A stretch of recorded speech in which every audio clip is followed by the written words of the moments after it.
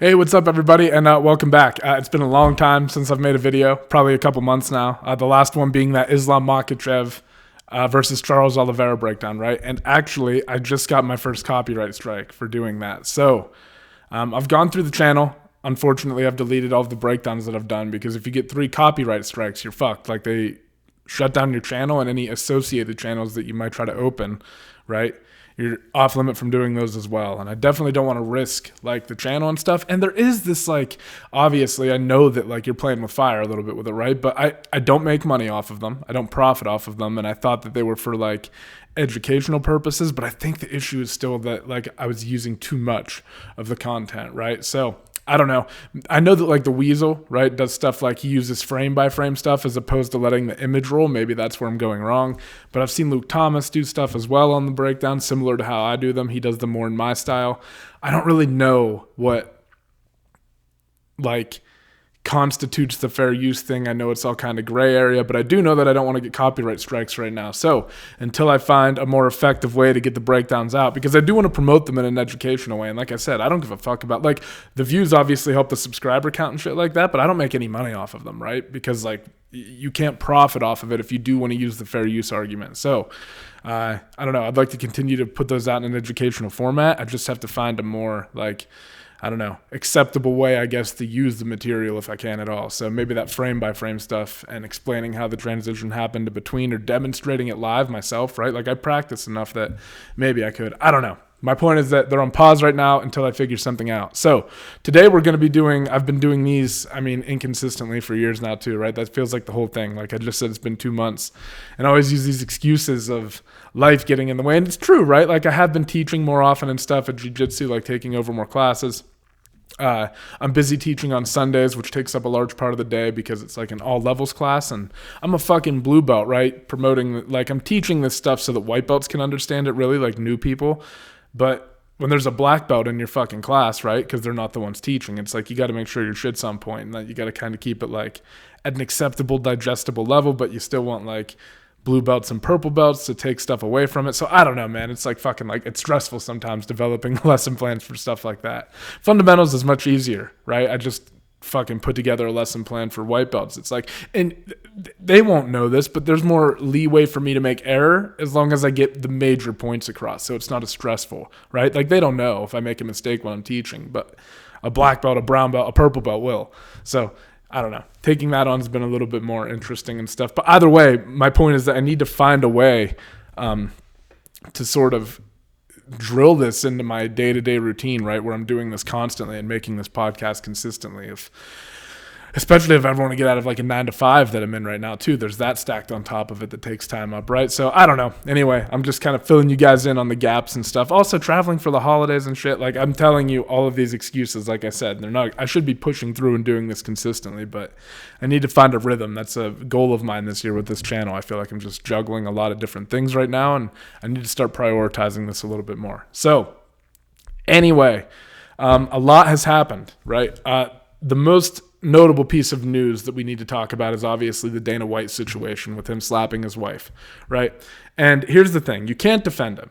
You can't defend his actions. Like, I do not believe in that shit. I do not condone that shit. And if the people who are arguing like self-defense,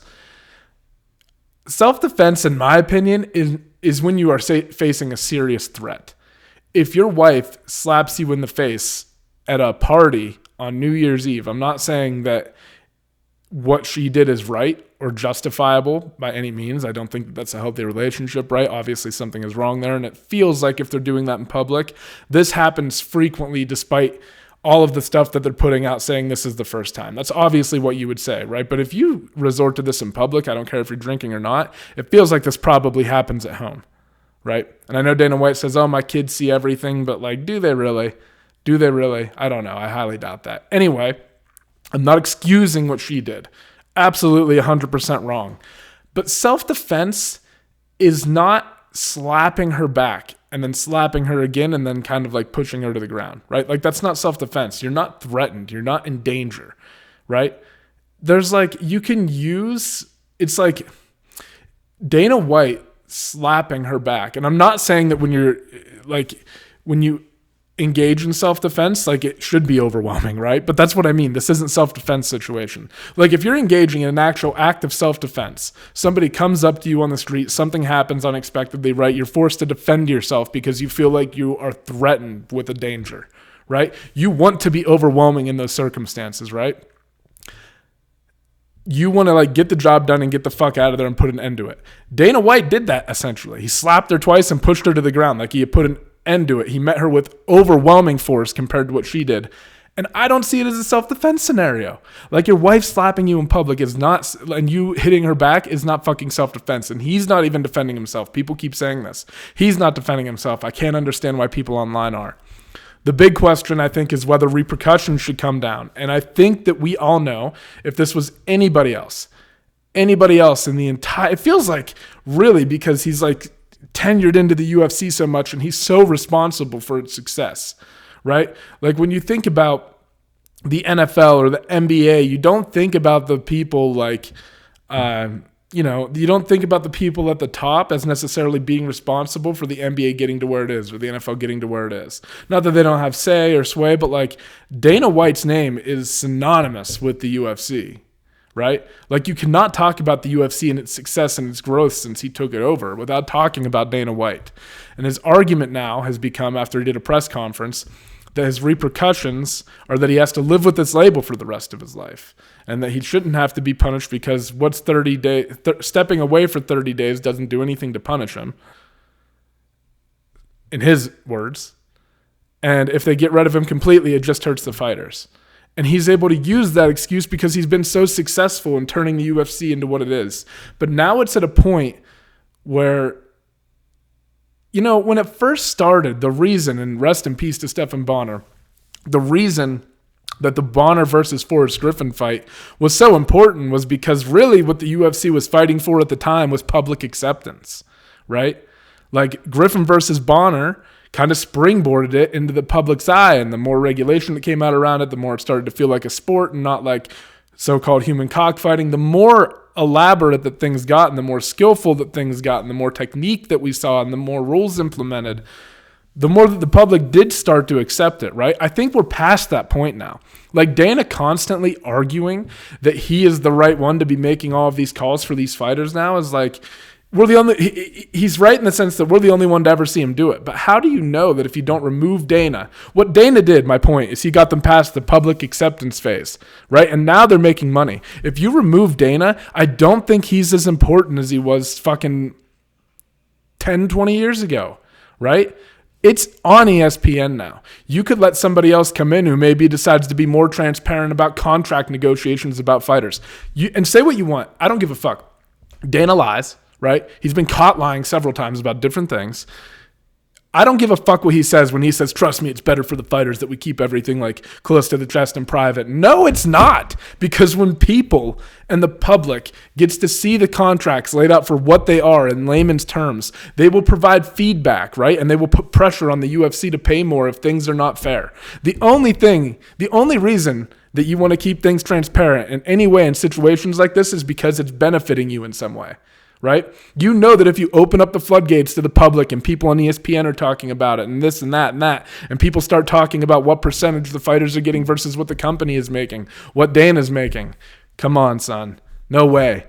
If it's you know that there's a reason he's keeping it private, and it's because he knows if it goes to the public, the contracts will be fucking heavily criticized and he will be forced to pay his fighters more, right?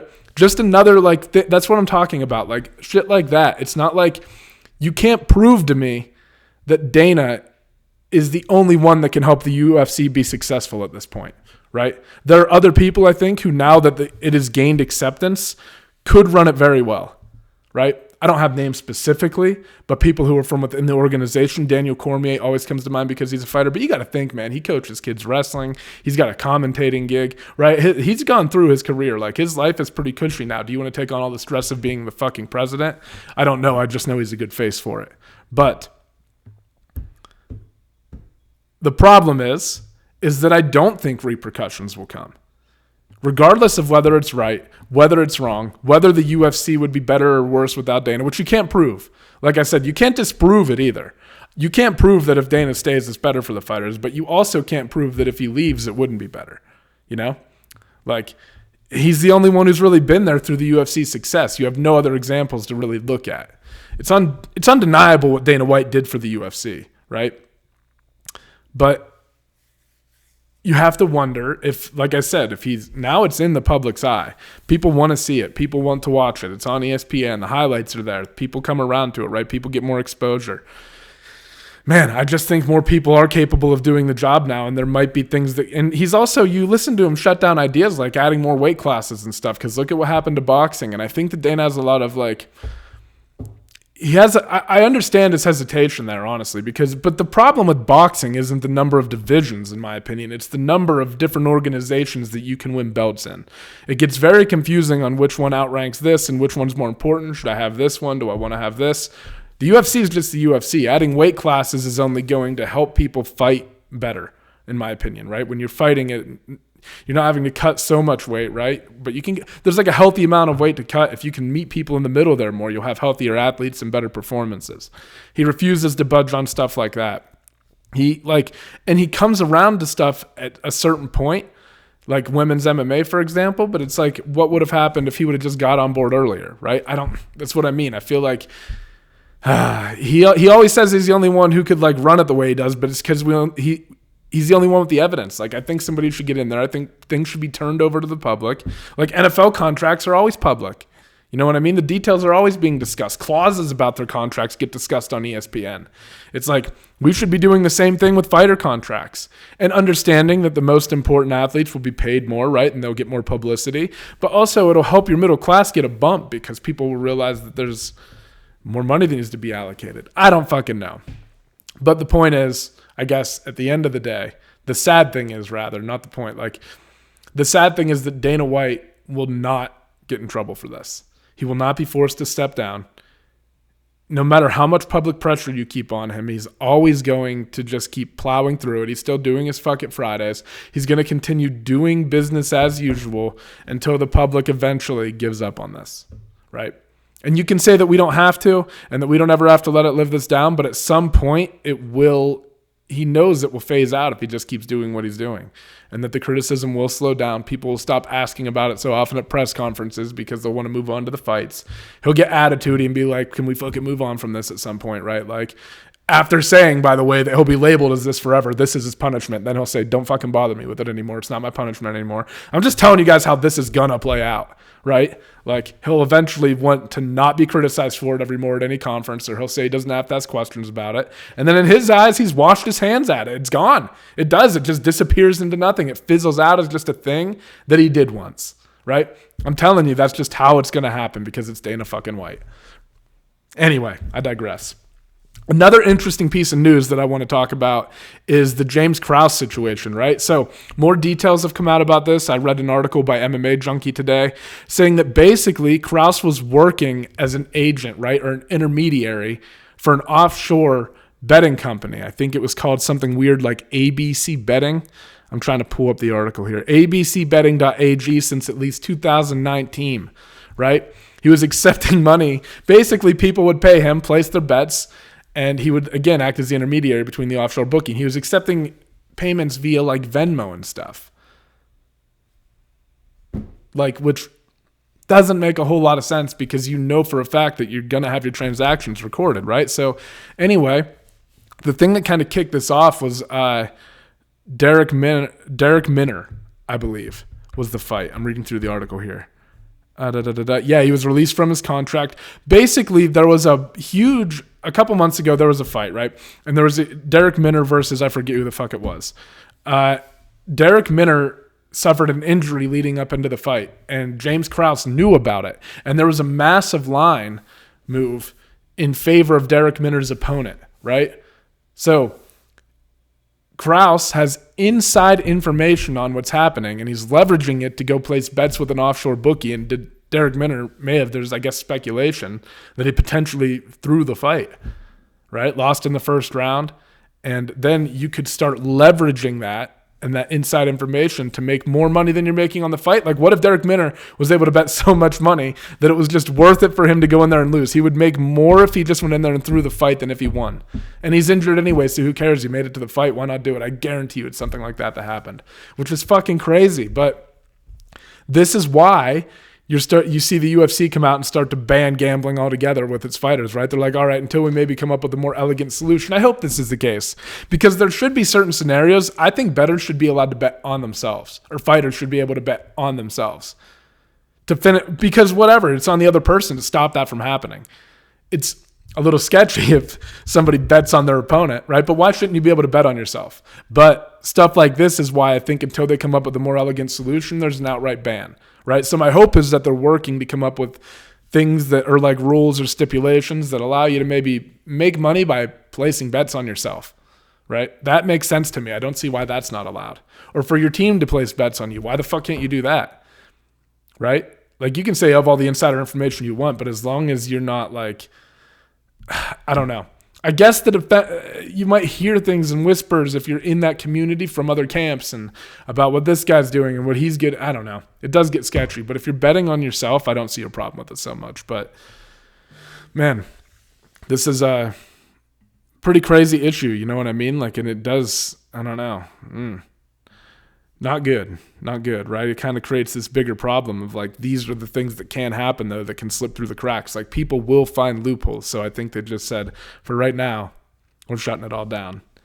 Anyway, fucking crazy to think about. James Krause, too, after doing so well, right? So much like respect and kind of like adoration, really, from the MMA community coming at James Krause for his ability to corner and coach guys, right? Like Glory MMA and Fitness, fucking killing it. And he's doing a great job as a cornerman, right? And then all of a sudden, this all comes out. Fighters associated with Glory aren't, like, UFC fighters are banned from associating with his gym or Krause. Like, it's fucking crazy.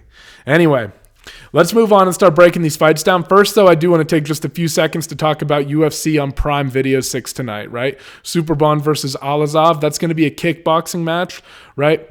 The big name on here that a lot of you guys might recognize, especially if you follow jiu-jitsu, is going to be Gary Tonin. He's taking on Johnny Nunez, right? And this is Gary Tonin's first MMA fight back since his loss to Ton Lee in his failed championship bid, right? He got knocked out. So pretty big fight tonight. There's also a lot of interesting shit going on, though, on these fucking on these cards, right? Like, they do a lot of combining kickboxing and jiu-jitsu. Like tonight, Mikey Musumeci is going to be going up against, I forget the guy's name, but professional MMA fighter. But they do a good job of sprinkling it in. And I didn't think I would like it, but it is kind of nice just seeing this random display of really high-level martial arts, right? Like bouncing from jiu-jitsu to an MMA match over to kickboxing. Like, it kind of like keeps you interested, right? And then you get a big name like Mikey Musumeci, who you know is one of the best jiu-jitsu players in the world today, right? He's getting some airtime on a card where other combat sports are mixed in, so it seems like they all kind of help each other. I'm a fan. I like watching I've been liking watching the events that one put on, so I'll definitely be tuning in tonight.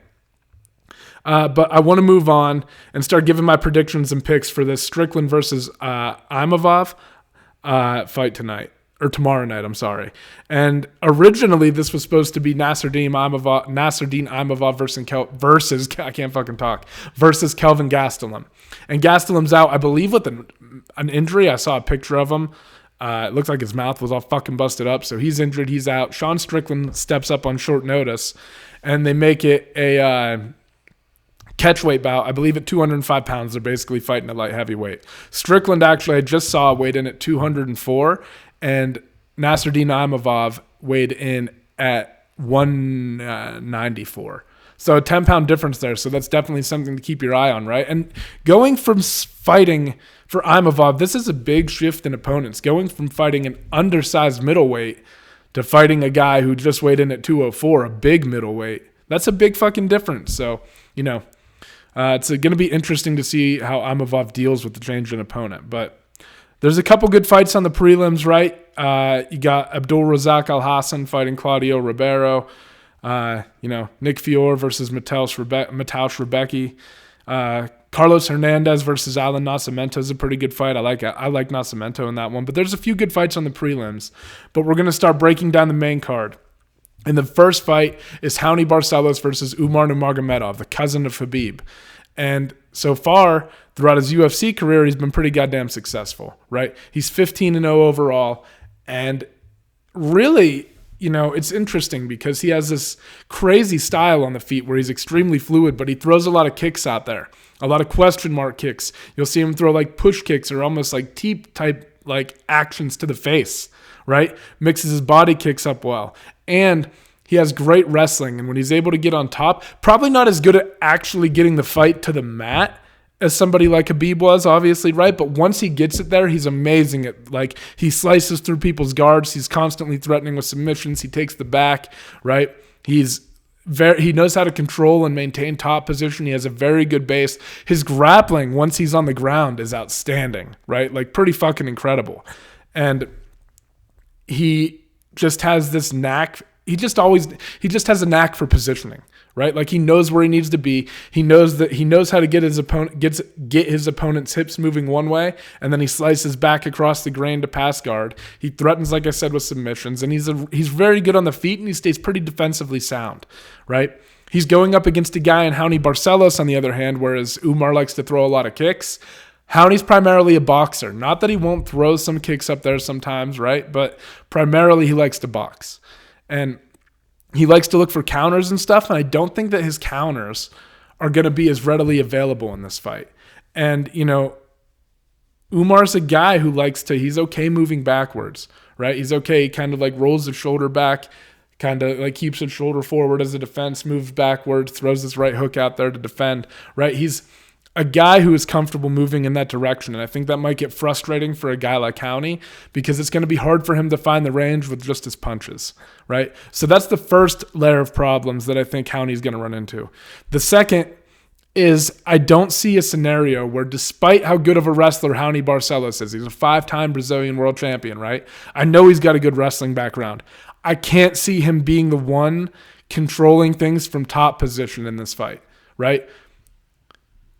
Umar still has a combat sambo background, a very strong one. I believe he was a champion as well, right? So I think that he's going to be able to outclass Raoni on the feet, and he's going to be able to outclass Raoni on the ground. He's going to be the one who likely gets the takedown, who likely gets into scenarios where he's in top position, right? Who maybe hits some throws up against the cage if Raoni is pressuring forward. And I think it's going to be a very hard fight for Raoni Barcelos to find his range.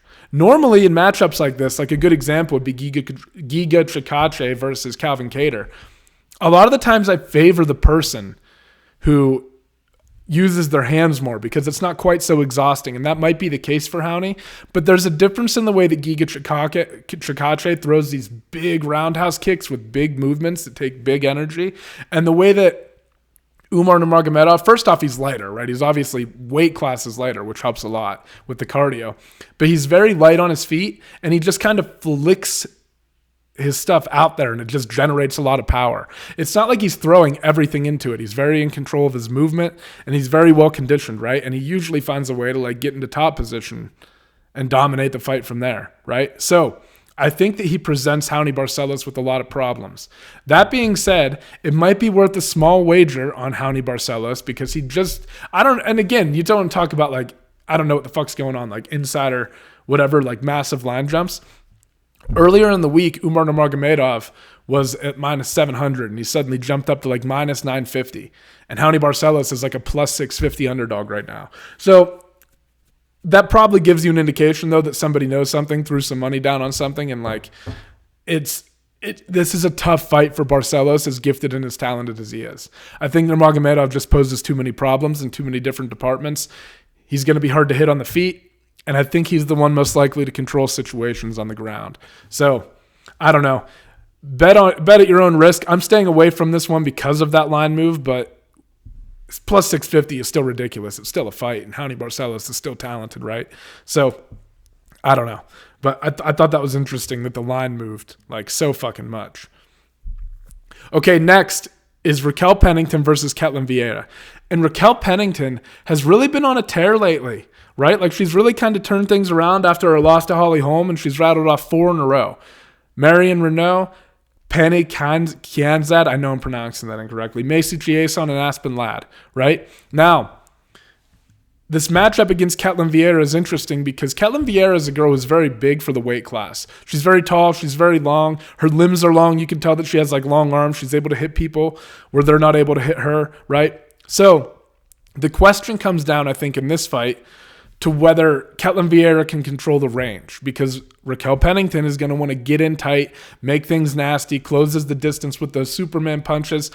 One thing Raquel Pennington always does is she uses footwork to close the distance off, right? She doesn't lunge with things. She uses her footwork in like tandem with her punches to close distance. She mixes things up to the body, whereas Ketlen Vieira really doesn't. You see her headhunting a lot, right? She does have like some nice kicks that she throws in there, but doesn't utilize them as effectively as she could. Whereas Raquel, I think the question is going to be, there's a couple things that I think we have to consider in this fight, right? The first is going to be the distance management when they're in the center of the octagon and they're not up against the cage. They're not in scenarios like that, right? When they're in the center of the cage moving around, it's going to be very important for Ketlen to try to hold the range. If she's moving backwards against somebody like Raquel, I think it can be very dangerous for her because, again, when you're moving backwards, even it's just harder to fight from there, I feel, especially against somebody who does use footwork and does close distance well with their punches. Raquel's an expert at that, right? She gets inside and starts stringing things together.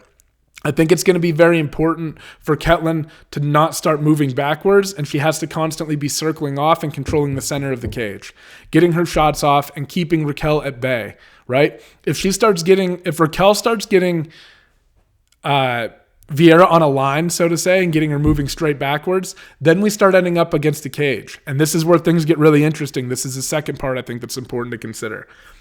In terms of getting the takedown from the clinch situations, I really favor Ketlen Vieira. I think that she probably has the ability to get it there. And a lot of the times you can see when Raquel gets caught up in these like situations where things are in tight, Raquel likes to dirty box. But sometimes she gets caught up dirty boxing and forgets to defend the level change like we saw against Aspen Ladd, right? We saw it a little bit against Pane Kianzad. Like, we've seen her kind of get into those situations and not defend when somebody shoots. We've also seen her be successful, though, against Macy Chiesa on hitting the guillotine, right? But a lot of the times, she gets caught up going for her punches and working her dirty boxing in the clinch, and then the person's able to level change. So I do think there are opportunities there for Ketlen Vieira to get the fight to the mat that way. And I think she's the one most likely to get it there. The problem is going to be, I think the one most likely to be pushing the fight into that situation is going to be Raquel Pennington, right? And Raquel Pennington is comfortable fighting there, right? So if she's able to fend off the takedowns, be the one pushing things up against the cage, avoid the overties, and as long as she doesn't get hit with like Uchimata or something up against the cage, right? Or a Sotogari, one of those like cage throws, I don't know. As long as she doesn't get hit with something like that, I think she's going to be able to control those situations if she has good head positioning and work the dirty boxing. And stuff like that will start to fatigue you. You know what I mean? And we saw Holly Holm was able to do this to Ketlen Vieira, right?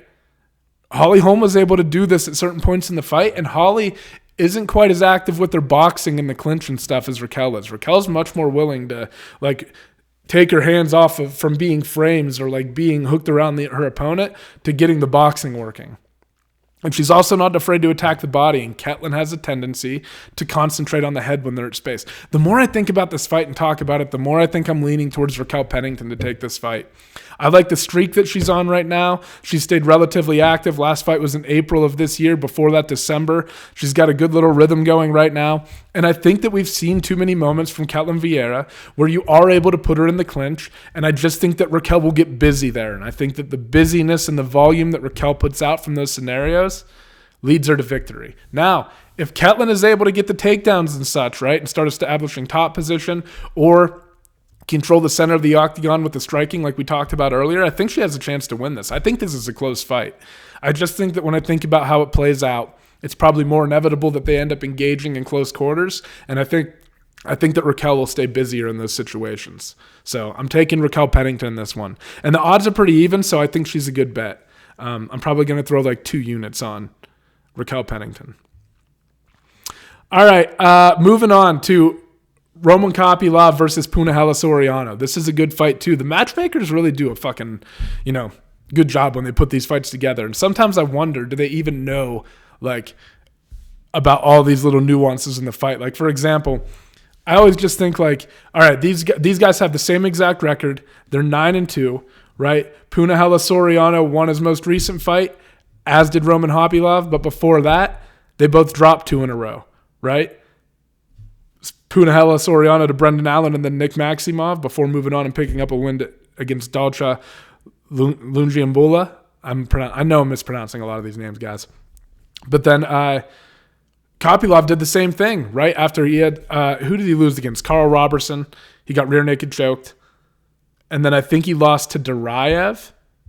And then he rebounded with a win recently over Dikiriko, where he knocked him out in the third, right? So both kind of similar in that regard, in that they just rebounded from 2 consecutive losses against tough opponents, no doubt, right? But also I like that, in the Nick Maximov versus Punahele Soriano fight, you kind of got to see that Punahele Soriano will have he had kind of a bad second round where he kind of looked like he was winded, getting fatigued, and then he rallied in the third. And we kind of saw the same thing from Kopylov.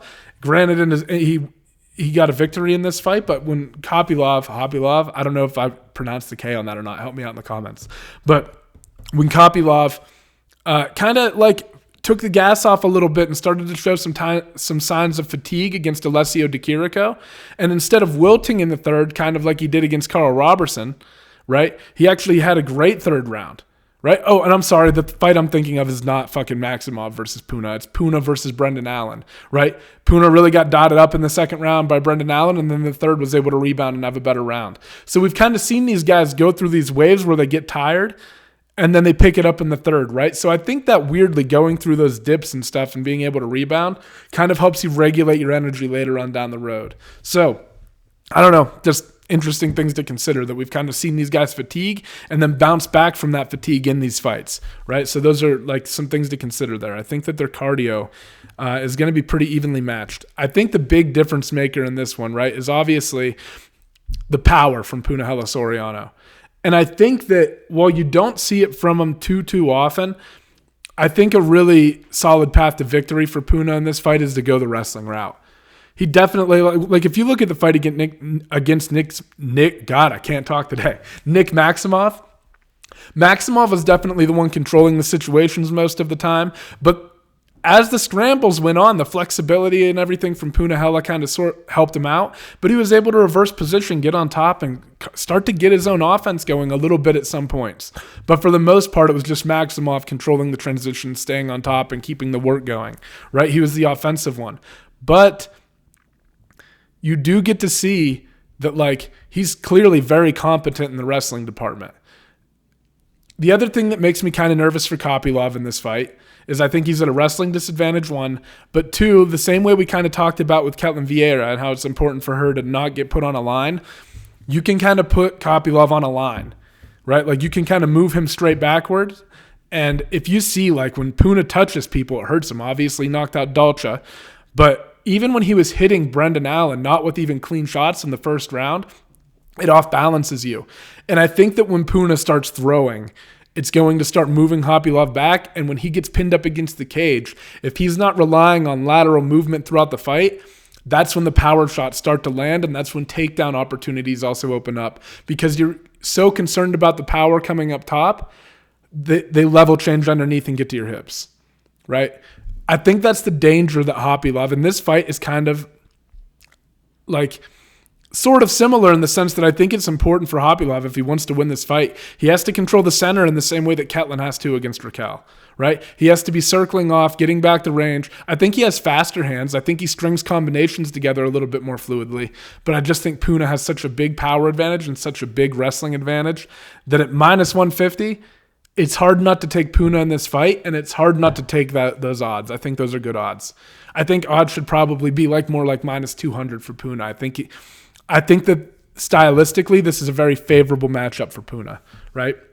He's just got to be careful about if he mixes things up well, if he uses his power to get to the hips on the takedown, right? I think we're going to see a good fight from Puna. If he's just shooting naked and getting to the takedown or not getting to the takedown at all, you might see him tire out and Kopylov start to take over later in the fight because he's the one throwing the combos, right? We'll see. I don't know. It's an interesting matchup, but I think that if Puna sticks to the problem with Puna is he likes to fight. He likes to get into wars, right? But if he can move Kopylov back, I think that benefits him in potentially picking up a knockout, but it also opens up the opportunity for level changes and takedowns. I think there's an easy path to victory for Punahele Soriano in this fight if he takes it, right? Especially considering we saw Kopylov start to get taken down against a guy like Carl Robertson, who's not necessarily a wrestling specialist, right? Has a kickboxing background. So I'm really leaning towards Punahele Soriano in this fight. Okay. Damon Jackson versus Dan Ige is a hell of a fight, right? Damon Jackson came out and who did he just beat? I always fucking confuse them. It's not Sean Brady. Another guy out of Philly. What the fuck was his name? Pat Sabatini, is that right? Yeah, Pat Sabatini just knocked him out in the first round, right? And he's kind of got this weird stance where he's kind of like hunched over and he's got this traditional martial arts like style striking where, it's not like a traditional like boom, boom, boom, throwing boxing, rolling his head movement. It's weird. It's unorthodox. But he has pretty good timing and he's able to connect a lot of the times, right? And he catches Sabatini with an up kick and just fucking swarms him. Immediately gets an underhook, right? And this is the thing about Damon Jackson, though. He has this weird style to deal with on the feet. I don't think it's like necessarily a good style to hang out there and fight the whole time, but he's capable of doing it, right? Like he's capable of holding his own on the feet and he has some kind of weird power and weird timing, right? But really, the problem is when you go to the ground and Damon Jackson is on top. He's a long guy, right? And he doesn't seem like he'd be able to control things as well as he does, but he's great at using his length to generate leverage, right? He's constantly putting guys, and for as long as he closes off space really well and keeps everything nice and tight, right? He generates a lot of leverage with his limbs, but he also keeps everything nice and tight. It's very hard to escape, and you would think that he would leave a lot of openings for guys, but really he seals that space off very well and threatens with guard passes. Also does little things right, like in the Sabatini thing when he hurt him, immediate underhook, right? He's constantly fighting for things that he knows he's going to need to maintain top position. And he's a real submission threat too. The guy has fucking 15 submission wins on his record, right? His finishing rate is insane. And when guys get to the ground with him, they're oftentimes outmatched. Here's another thing to consider in this fight against Dan Ige, right? Dan Ige has, throughout his career, had a little bit of a problem against, all right, we saw it against Evloev, right? I think we saw it against the Zombie at different times. He sometimes has an issue with getting the range set up and letting his opponent kind of dictate that pace in that range. And then he tries to close the space with his punches, but his punches come kind of wide, and it leaves opportunities for people to bring things up the middle. Damon Jackson will bring knees, and he will bring front kicks up the middle if you start closing in aggressively.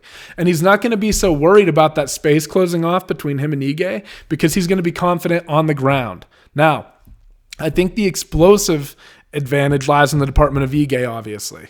Right? I think the path for Damon Jackson in this fight is to kind of use your unorthodox style on the feet to land the strikes you want, push this up against the cage, and see if you can control things from there.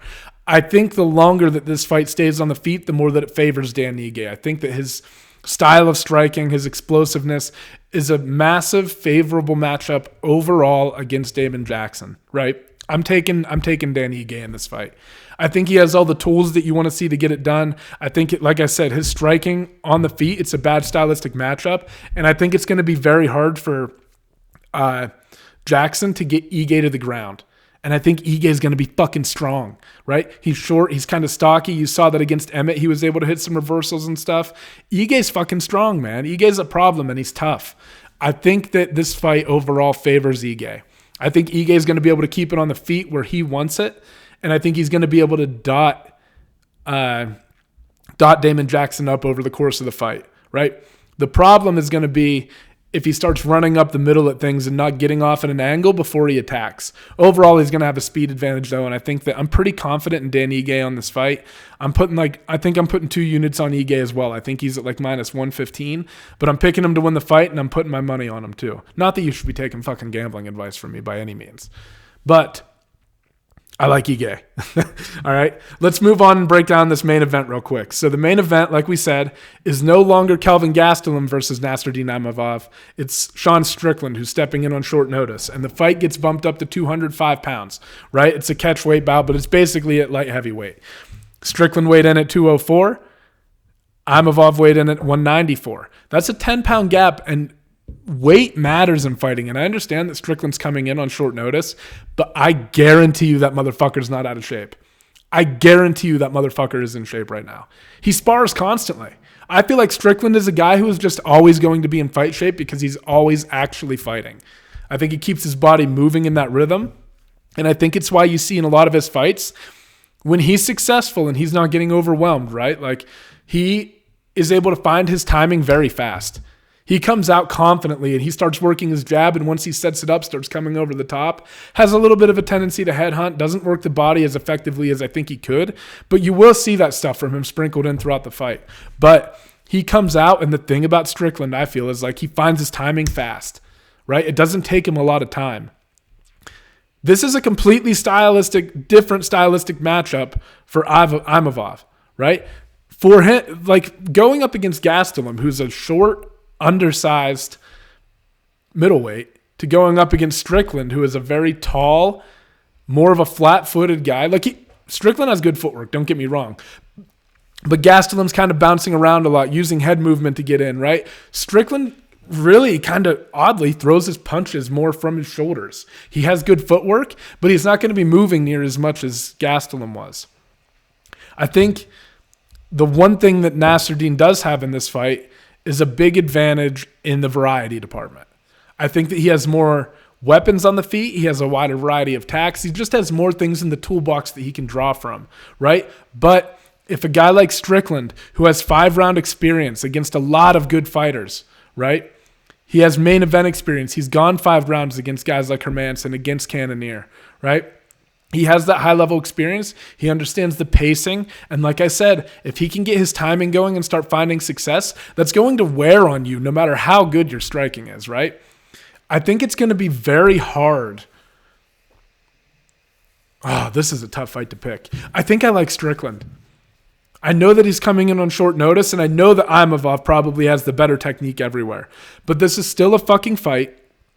I thought this about Punahele, though. I thought Strickland would maybe kind of wrestle, use some of his like boxing to his advantage, like to pressure him backwards, and then use his grappling to his advantage, rather.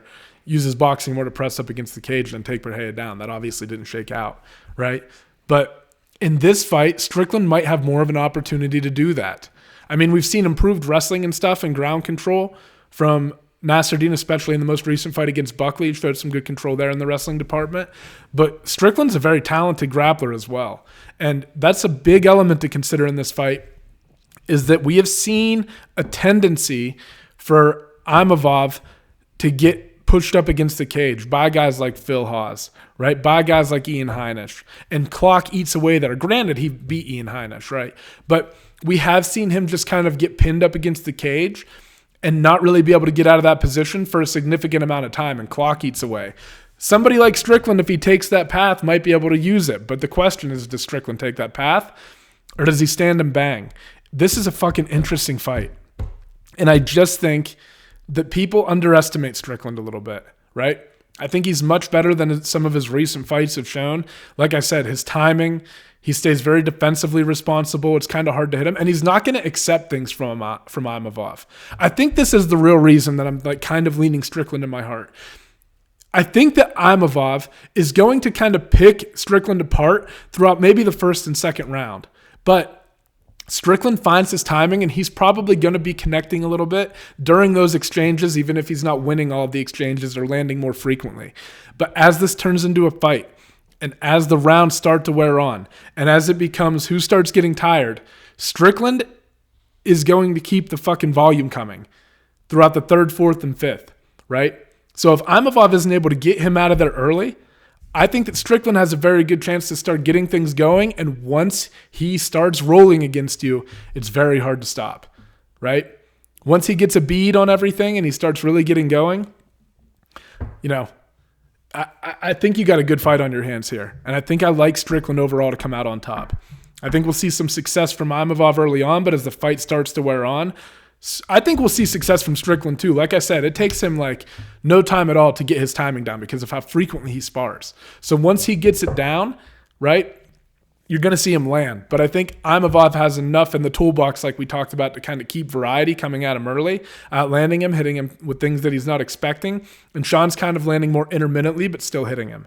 And then as the rounds wear on, when that technique starts to slow down just a little bit, that's when Strickland can start turning the corner and kind of ratcheting things up. That's kind of how I see it going. I don't know why, just gut feeling, right? But anyway, that's a wrap on my picks, guys. That's everything. It was nice to get back in and kind of do this again and just kind of shake the rust off, right? 2023 now. This is going to be the first fight card of the year, so it feels good to get this out for it. And, yeah, that's all I got, guys. In short, I don't know. I guess I should recap real quick, huh? I don't even know what the fuck I'm talking about right now. This also happens to me at like the end of the podcast and stuff. Sometimes by the end, especially when I'm not well conditioned to talking, like right now, I just feel like I have nothing on my mind. Like I just talked all my thoughts out and now like I'm just like a fucking zombie almost. But let's go through and let's just kind of recap real quick all of the picks. And also just reiterating this again, don't forget about One on Prime video tonight. Starts at 8 p.m. Eastern time. Right? Okay, let's recap real quick. I'm taking Umar Numargomedov over Raoni Barcelos. Not betting on any of that, right? Taking Raquel Pennington over Ketlen Vieira. I think this is a very winnable fight for Ketlen, right? But it just depends on if she's able to control things in the center and how the exchanges up against the cage go. I think she could, if she's doesn't have a sense of urgency, she could start getting behind, right? Because Raquel is busy in the clinch and stuff like that in that dirty boxing style. I'm taking Raquel Pennington in that one. I'm probably putting 2 units on her. I might put 3 units on Punahele Soriano to beat Kopylov. I just think he has a path to victory if he takes it. I like Dan Ige. I'm going 2 units on Dan Ige for betting, and I'm taking Dan Ige to win the fight against Damon Jackson. Just like his overall, like, I think that he's competent enough to prevent the takedowns and get out of some bad situations against Jackson. Like, Dan Ige's grappling is good, and I think he's much better on the feet, and his style presents a favorable matchup against Jackson. So I'm taking Dan Ige, and then I'm taking Sean Strickland. I'm probably going to go 2 units on Sean Strickland as an underdog. I think he's at like plus 115 right now. I just think the size difference, right? Like I said, Imavov has been preparing for Gastelum his whole fight camp, who uses like footwork and, you know, whereas Strickland's a little more flat-footed. He's a much bigger opponent. He boxes from the shoulders and stuff, and he just presents a different stylistic problem for Imavov, and I think a little bit of a more complicated one. Strickland's fucking good, man. And whereas, like, this is another thing to consider and why it depends on if Strickland utilizes any of his wrestling at all, right? Did he learn from the Vieira fight and that when you got a guy that's sharper than you, maybe it makes a little sense to wear on him early, right?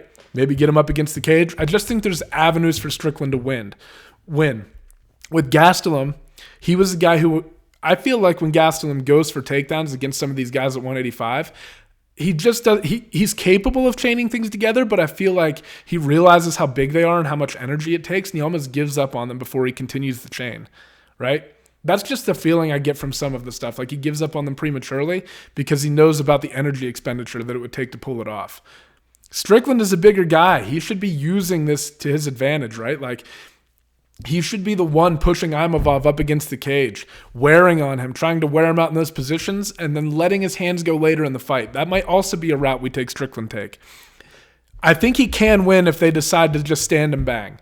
Because like I said, I think that as the fight wears on, Strickland will get his timing and he'll get volume going and he'll take over in later rounds. But Strickland might have an easier path to victory if he pins Imavov up against the cage and just wears on him in those positions early and then lets the boxing open up. Imavov might win this fight. He might go out and put on a fucking like clinic on Strickland. I'm not saying that's not possible. I just think Sean Strickland is a veteran. He's been in a lot of big spots. He's got almost 10 more professional fights than Imavov. I just think a lot of signs point to Strickland winning this fight, so I'm taking him. Anyway, guys, that's a wrap. Thank you guys so much for tuning in. I know it's been a long time. I'll get shit figured out with the breakdowns, and thank you as always. All right, guys, I'm signing off. Bye-bye.